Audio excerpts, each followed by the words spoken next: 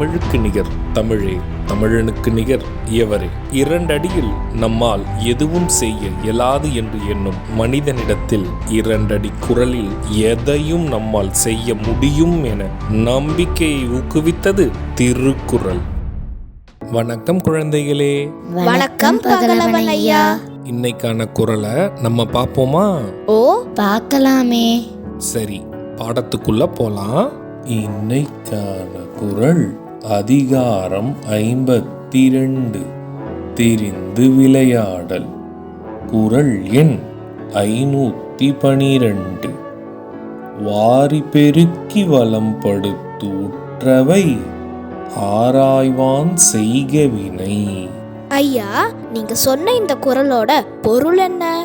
இதுக்கான பொருள், பொருள் வந்து சேரும் வழிகளை அதிகமாக்கி வளமான வாழ்வை பெற்று நன்மை தீமைகளை ஆராய்ந்து நடக்க வல்லவனே சிறந்த செயல் புரிய கூடியவன் ஆவான். இதுக்கு ஒரு உதாரணம் சொல்லுங்களேன்.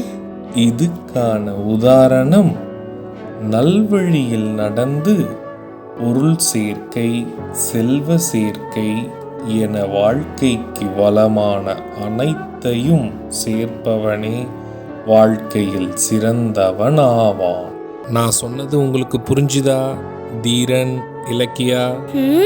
நல்லா புரிஞ்சுது ஐயா. இனி இந்த குறள் எங்களுக்கு மறக்கவே மறக்காது. சரி பசங்களா, நாளைக்கும் இதே மாதிரி சுவாரஸ்யமான குறளை பார்ப்போம். நீங்க வீட்டுக்கு போன உடனே என்ன பண்ணணும்?